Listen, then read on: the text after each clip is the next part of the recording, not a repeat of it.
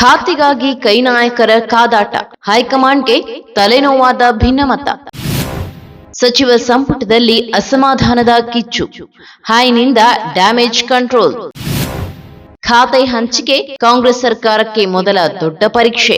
ಕರ್ನಾಟಕ ಕಾಂಗ್ರೆಸ್ ಸರ್ಕಾರದಲ್ಲಿ ಸಚಿವ ಸಂಪುಟ ಖಾತೆ ಹಂಚಿಕೆ ವಿಚಾರ ಇದೀಗ ಹೊಸ ರಾಜಕೀಯ ಚರ್ಚೆಗೆ ಕಾರಣವಾಗಿದೆ. ಪ್ರಮುಖ ಖಾತೆಗಳ ಹಂಚಿಕೆ ಕುರಿತ ಅಸಮಾಧಾನ ಪಕ್ಷದೊಳಗಿನ ಭಿನ್ನಮತವನ್ನ ಬಹಿರಂಗಗೊಳಿಸಿದ್ದು, ಹಲವು ಹಿರಿಯ ನಾಯಕರು ತಮ್ಮ ಬೇಡಿಕೆಗಳನ್ನು ಮುಂದಿಟ್ಟಿದ್ದಾರೆ.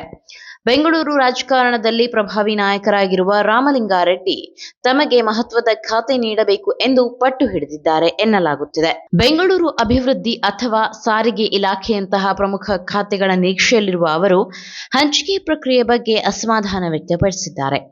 ಈ ಹಿನ್ನೆಲೆಯಲ್ಲಿ ಪಕ್ಷದ ನಾಯಕರು ಹಾಗೂ ಮುಖ್ಯಮಂತ್ರಿ ಆಪ್ತರು ಅವರೊಂದಿಗೆ ನಿರಂತರ ಮಾತುಕತೆ ನಡೆಸಿ ಮನವೊಲಿಸುವ ಪ್ರಯತ್ನ ಮಾಡುತ್ತಿದ್ದಾರೆ.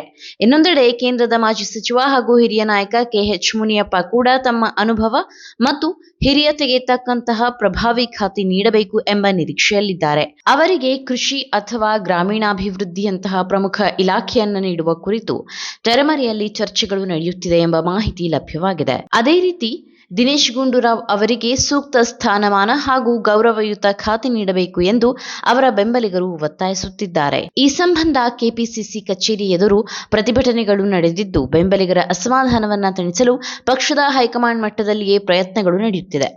ಖಾತೆ ಹಂಚಿಕೆ ವಿಚಾರವಾಗಿ ಉಂಟಾಗಿರುವ ಅಸಮಾಧಾನವನ್ನ ಶಮನಗೊಳಿಸಲು ಕಾಂಗ್ರೆಸ್ ಹೈಕಮಾಂಡ್ ಹಾಗೂ ರಾಜ್ಯ ನಾಯಕರು ತುರ್ತು ಸಮಾಲೋಚನೆ ನಡೆಸುತ್ತಿದ್ದು, ಎಲ್ಲರನ್ನ ಸಮಾಧಾನಪಡಿಸಿ ಸರ್ಕಾರದಲ್ಲಿ ಸಮನ್ವಯ ಕಾಪಾಡುವ ಸವಾಲು ಎದುರಾಗಿದೆ. ಒಟ್ಟಾರೆ ಸಚಿವ ಸಂಪುಟದ ಖಾತೆ ಹಂಚಿಕೆ ಕಾಂಗ್ರೆಸ್ ಸರ್ಕಾರಕ್ಕೆ ಮೊದಲ ದೊಡ್ಡ ರಾಜಕೀಯ ಪರೀಕ್ಷೆಯಾಗಿ ಪರಿಣಮಿಸಿದ್ದು, ಹೈಕಮಾಂಡ್ ಕೈಗೊಳ್ಳುವ ಅಂತಿಮ ನಿರ್ಧಾರಗಳು ಪಕ್ಷದೊಳಗಿನ ಭಿನ್ನಮತಕ್ಕೆ ತೆರೆ ಎಳೆಯುತ್ತದೆಯೇ ಅನ್ನೋದನ್ನ ಕಾದು ನೋಡಬೇಕಿದೆ.